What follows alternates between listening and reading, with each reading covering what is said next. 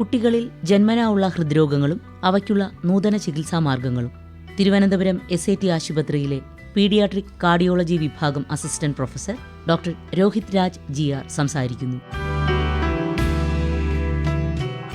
കുട്ടികളിലെ ജന്മനാ ഉള്ള ഹൃദ്രോഗങ്ങൾ അഥവാ കൺജന്റൽ ഹാർട്ട് ഡിസീസ് എന്നുകൊണ്ട് ഉദ്ദേശിക്കുന്നത് 1000 കുട്ടികൾ ജനിക്കുകയാണെങ്കിൽ അവരിലൊരു 7 മുതൽ 8 കുട്ടികൾക്ക് വരെ കൺജന്റൽ ഹാർട്ട് ഡിസീസ് അല്ലെങ്കിൽ ജന്മനാ ഉള്ള ഹൃദ്രോഗങ്ങൾ ഉണ്ടാവാറുണ്ട്. അപ്പോൾ കൺജന്റൽ ഹാർട്ട് ഡിസീസോട് ജനിക്കുന്ന കുട്ടികളുടെ മാതാപിതാക്കളുടെ ഏറെക്കുറെ എല്ലാവരുടെയും ഒരു സംശയം എന്തുകൊണ്ട് എൻ്റെ കുട്ടിക്ക് ഒരു ഹൃദ്രോഗമുണ്ടായി എന്നുള്ളത്. നമ്മൾ നോക്കുകയാണെങ്കിൽ അതിനങ്ങനെ പ്രത്യേകിച്ച് കാരണങ്ങൾ ഉണ്ടാവണമെന്നില്ല.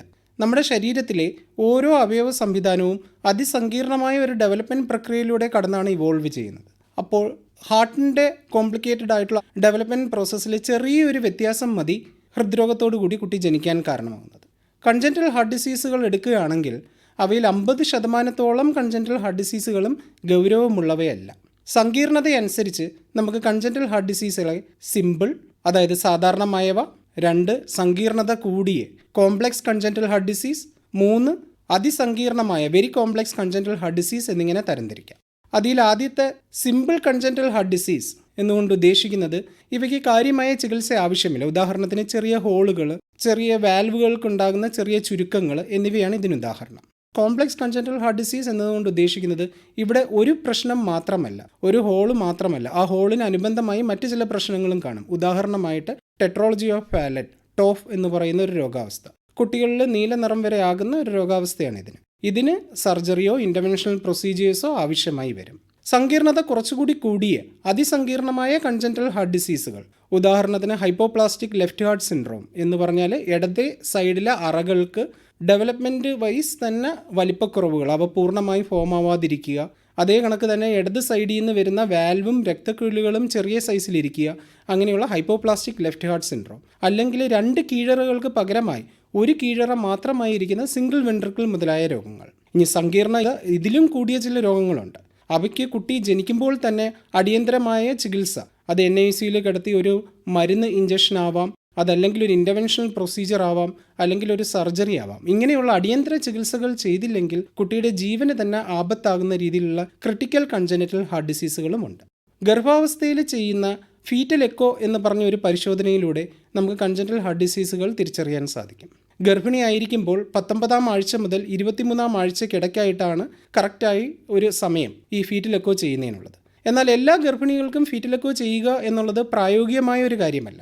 കൺജന്റൽ ഹാർട്ട് ഡിസീസുകൾ ഉണ്ടാവാൻ സാധ്യത കൂടുതലായിട്ടുള്ള വരില്ല, അതായത് ഗർഭാവസ്ഥയിൽ അമ്മയ്ക്ക് ഡയബറ്റീസ് ഉണ്ടായിരിക്കുക, ഗർഭിണിയായിരിക്കുമ്പോൾ പ്രഷറിൻ്റെ അസുഖമുണ്ട്, അല്ലെങ്കിൽ ഗർഭാവസ്ഥയിലെ ചില പ്രത്യേക സമയങ്ങളിൽ അണുബാധ ഉണ്ടാവുക, ഗർഭിണിയായിരിക്കുമ്പോൾ ചില പ്രത്യേക മരുന്നുകൾ എടുക്കേണ്ടി വരിക, ഗർഭിണിയായിരിക്കുമ്പോൾ എക്സ്റേ മുതലായ റേഡിയേഷൻ എക്സ്പോഷർ വരിക, അല്ലെങ്കിൽ ഇതിനു മുമ്പൊരു കുട്ടി ജന്മനാ ഉള്ള ഹൃദ്രോഗത്തോടു കൂടി ജനിച്ചിട്ടുണ്ട്, അതല്ലെങ്കിൽ ഗർഭിണിയായിരിക്കുമ്പോൾ ചെയ്യുന്ന ചില പരിശോധനകൾ, ഡബിൾ മാർക്കർ, ട്രിപ്പിൾ മാർക്കർ ടെസ്റ്റുകളിൽ എന്തെങ്കിലും വ്യത്യാസങ്ങളുണ്ട്, അതല്ലെങ്കിൽ 19-ാം ആഴ്ച ചെയ്യുന്ന അനോമലി സ്കാനിൽ ഹാർട്ടിന് രോഗമുണ്ടോ എന്ന സംശയമുണ്ട്.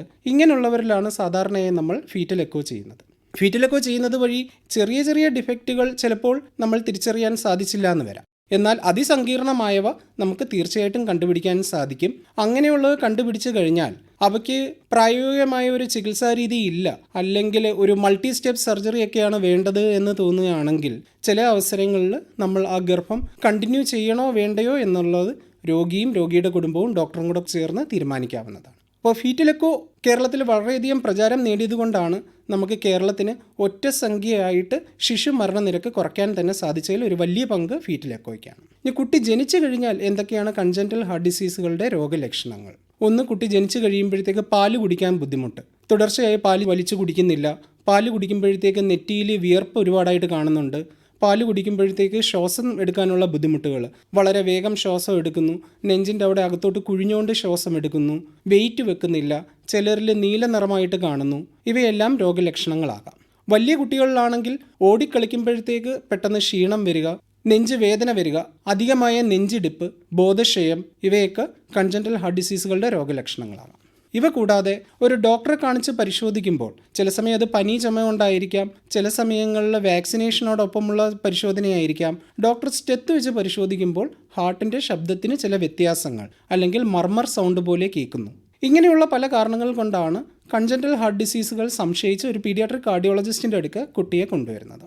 പീഡിയാട്രിക് കാർഡിയോളജിസ്റ്റിൻ്റെ അടുക്ക് എത്തിയതിന് ശേഷം എക്സ്റേ, ECG, എക്കോ എന്നീ പരിശോധനകളിലൂടെ കൺജന്റൽ ഹാർട്ട് ഡിസീസിൻ്റെ കറക്റ്റായിട്ടുള്ള രോഗനിർണയം നമുക്ക് നടത്താവുന്നതാണ്. ഇതിൽ എക്കോ പരിശോധനയാണ് ഏറ്റവും പ്രധാനപ്പെട്ട പരിശോധന. കൺജന്റൽ ഹാർട്ട് ഡിസീസ് ഏതാണ് എന്ന് തീർച്ചയാക്കി കഴിഞ്ഞാൽ പിന്നീട് അതിൻ്റെ ചികിത്സയെ പറ്റിയാണ്. നേരത്തെ പറഞ്ഞ കണക്ക് കൺജന്റൽ ഹാർട്ട് ഡിസീസുകളിൽ 50% ഗൗരവമേറിയവ അല്ല. അവയ്ക്ക് കാര്യമായ ചികിത്സ ആവശ്യമില്ല. എന്നിരുന്നാലും കൃത്യമായ ഇടവേളകളിൽ ഫോളോ അപ്പ് ചികിത്സ ആവശ്യമുണ്ട്. ഉദാഹരണത്തിന് ചെറിയ ഹോളുകൾ, PFO, ചെറിയ ASDകൾ, ചെറിയ മസ്കുലാർ VSDകൾ, ഇങ്ങനെയുള്ളവയൊക്കെ കൊച്ചു വളരുന്നതിനനുസരിച്ച് ഹോളുകൾ അടഞ്ഞു പോകാൻ സാധ്യതയുണ്ട്. അല്ലെങ്കിൽ വാൽവിനുണ്ടാകുന്ന ചെറിയ ചുരുക്കങ്ങൾ, രക്തക്കുഴലുകൾക്കുണ്ടാകുന്ന ചെറിയ ചുരുക്കങ്ങൾ, ഇതൊക്കെ കുട്ടി വളരുന്നതിനനുസരിച്ച് പ്രശ്നമില്ലാത്ത സ്റ്റേജിലോട്ട് എത്താൻ സാധിക്കുന്നതാണ്. അപ്പോൾ അവയ്ക്ക് കൃത്യമായ ഫോളോ അപ്പ് ചികിത്സ മാത്രം മതി. ബാക്കിയുള്ള 50% കൺജന്റൽ ഹാർട്ട് ഡിസീസുകൾക്കാണ് ചികിത്സ ആവശ്യമായിട്ടുള്ളത്. കുറേ വർഷങ്ങൾക്ക് മുമ്പാണെങ്കിൽ ഈ പറയുന്ന രോഗങ്ങൾക്കെല്ലാം ഓപ്പൺ ഹാർട്ട് സർജറി എന്ന സർജിക്കൽ ഓപ്ഷൻ മാത്രമായിരുന്നു ഉണ്ടായിരുന്നത്. കഴിഞ്ഞ ഒരു 80 വർഷമായി ഡെവലപ്മെൻറ്റ് വന്ന് ഒരു നൂതന ചികിത്സാ രീതിയാണ് ഇൻ്റർവെൻഷണൽ കാർഡിയോളജി അല്ലെങ്കിൽ കീഹോൾ പ്രൊസീജിയേഴ്സ് എന്ന് പറയുന്നത്. ഇതിന് വളരെയധികം പ്രചാരം ലഭിക്കാൻ കാരണം സർജറിയുമായി താരതമ്യപ്പെടുത്തുമ്പോൾ വളരെ കുറച്ച് നാൾ ഉള്ള ഹോസ്പിറ്റൽ വാസം മതി, പെട്ടെന്ന് തന്നെ റിക്കവറി ചെയ്യുന്നു. ഓപ്പൺ ഹാർട്ട് സർജറി പോലെ ഹാർട്ട് നിർത്തി സർജറി ചെയ്യുകയല്ല. ഇപ്പോൾ ഇന്ന് അഡ്മിറ്റ് ആവുന്നു, നാളെ പ്രൊസീജിയർ ചെയ്യുന്നു, അടുത്ത ദിവസം ഡിസ്ചാർജ് ആവുന്നു, 2-3 ദിവസത്തിനകം കുട്ടി ഓടിക്കളിക്കുന്നു, 1-2 സ്കൂളിൽ പോകാൻ സാധിക്കുന്നു. ഇതുകൊണ്ട് വളരെയധികം പ്രചാരം നേടിക്കൊണ്ടിരിക്കുകയാണ് ഇൻ്റർവെൻഷണൽ കാർഡിയോളജി അല്ലെങ്കിൽ കീഹോൾ പ്രൊസീജിയേഴ്സ്. ചെറിയ ASDകൾ, മസ്കുലാർ VSDകൾ, അനുയോജ്യമായ പെരിമെംബ്രൈനസ് VSD, PDA മുതലായ ഹോളുകൾ കാലിലെ ഒരു ഞരമ്പിലൂടെ കുഴൽ പോലെയുള്ള ചില ഉപകരണങ്ങൾ കടത്തിവിട്ട് ഹാർട്ടിലെത്തി ബട്ടൺ പോലുള്ള ഡിവൈസ് കൊണ്ട് അടയ്ക്കാവുന്നതാണ്. അതേ കണക്ക് വാൽവുകൾക്കുണ്ടാകുന്ന ചുരുക്കങ്ങൾക്ക് ബലൂൺ പോലെയൊരു ഡിവൈസ് കൊണ്ട് വികസിപ്പിക്കാവുന്നതാണ്. രക്തക്കുഴലുകൾക്കുണ്ടാകുന്ന ചുരുക്കങ്ങൾക്ക് ബലൂൺ പോലൊരു ഡിവൈസ് കൊണ്ട് വികസിപ്പിക്കുകയും തുടർന്ന് സ്റ്റെൻറ്റ് ആവശ്യമാണെങ്കിൽ ഇടുകയും ചെയ്യാം. ഇവയൊക്കെയാണ് സാധാരണ രീതിയിലുള്ള ഇൻ്റർവെൻഷണൽ ചികിത്സകൾ. ഈ എല്ലാ ഇൻ്റർവെൻഷണൽ ചികിത്സകളും നമ്മുടെ SAT ഹോസ്പിറ്റലിൽ ചെയ്തു വരുന്നു. കഴിഞ്ഞ കുറച്ച് വർഷങ്ങളായിട്ട് ഈ ഇൻ്റർവെൻഷണൽ കാർഡിയോളജി അല്ലെങ്കിൽ കീഹോൾ പ്രൊസീജിയേഴ്സിന് ഒരുപാട് വികസനങ്ങൾ നടന്നിട്ടുണ്ട്. ഇതിന് മുമ്പായിട്ട് സർജറി മാത്രമായിരുന്നു സൈനസ് വിനോസസ് ASD എന്നൊരു രോഗത്തിനുള്ള ചികിത്സ.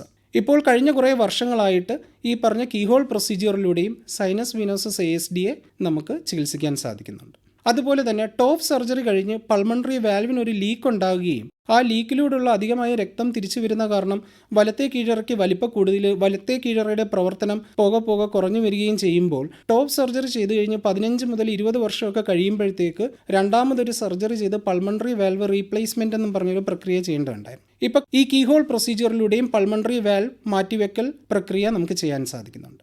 അതേ കണക്ക് തന്നെ അതിസങ്കീർണമായ ചില ഹാർട്ട് ഡിസീസുകളിൽ മൾട്ടി സ്റ്റെപ്പ് സർജറിയുടെ ഭാഗമായിട്ടുള്ള ഏറ്റവും അവസാനത്തെ സ്റ്റെപ്പ് സർജറി ഫോണ്ടാൻ കംപ്ലീഷൻ എന്ന് പറയും. ഇതിനു മുമ്പ് അത് സർജറിയിലൂടെ മാത്രമേ ചെയ്യാൻ സാധിക്കുകയുണ്ടായിരുന്നുള്ളൂ. അത് 2-3 ഘട്ടമായിട്ടുള്ള സർജറിയുടെ അവസാന ഘട്ട സർജറിയാണ്. അപ്പോൾ ഓരോ തവണ കഴിയും തോറും റിസ്ക് കൂടുതലാണ്.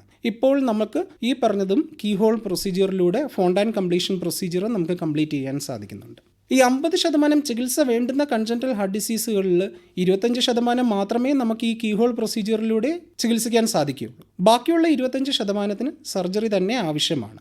അതിൽ ഏറെക്കുറെ എല്ലാ കൺജന്റൽ ഹാർട്ട് ഡിസീസുകളും നമുക്കൊരു ഒറ്റ സർജറി കൊണ്ട് തന്നെ ന്യൂനതകളെല്ലാം കറക്റ്റ് ചെയ്ത് ടോട്ടൽ കറക്ഷൻ അച്ചീവ് ചെയ്യാൻ സാധിക്കുന്നതാണ്. എന്നാൽ ചില സങ്കീർണത കൂടിയ കൺജന്റൽ ഹാർട്ട് ഡിസീസുകളിൽ ഈ ഒരു ഒറ്റ സ്റ്റെപ്പ് സർജറി കൊണ്ട് തന്നെ അത് സാധിക്കണമെന്നില്ല. അവിടെ 2 അതിലധികമോ സ്റ്റെപ്പിലുള്ള സർജറികളിലൂടെ നമുക്ക് കടന്നു പോകേണ്ടി വരും. ഇൻ്റർവെൻഷണൽ പ്രൊസീജിയർ ആണെങ്കിലും സർജിക്കൽ പ്രൊസീജിയർ ആണെങ്കിലും ഒരു കൺജന്റൽ ഹാർട്ട് ഡിസീസ് സംശയിച്ച് വരുന്ന ഒരു രോഗിക്ക് കൃത്യമായ ടെസ്റ്റുകൾ നടത്തി കറക്റ്റായ രോഗനിർണയം നടത്തേണ്ട ആവശ്യകത, അത് കഴിഞ്ഞ് ഒരു കെയർഫുൾ ആയിട്ടുള്ള പ്ലാനിങ്, ഈ രോഗത്തിന് ഇൻ്റർവെൻഷണൽ പ്രൊസീജിയർ ആണോ അതോ സർജറി ആണോ ഏറ്റവും അനുയോജ്യമായത്, ഇവയെല്ലാം വളരെയധികം ഇമ്പോർട്ടൻ്റ് ആണ്. കുട്ടികളിൽ ജന്മനാ ഉള്ള ഹൃദ്രോഗങ്ങളും അവയ്ക്കുള്ള നൂതന ചികിത്സാ മാർഗങ്ങളും തിരുവനന്തപുരം SAT ആശുപത്രിയിലെ പീഡിയാട്രിക് കാർഡിയോളജി വിഭാഗം assistant professor doctor Rohit Raj GR സംസാരിക്കുകയായിരുന്നു ഇതുവരെ. Shadha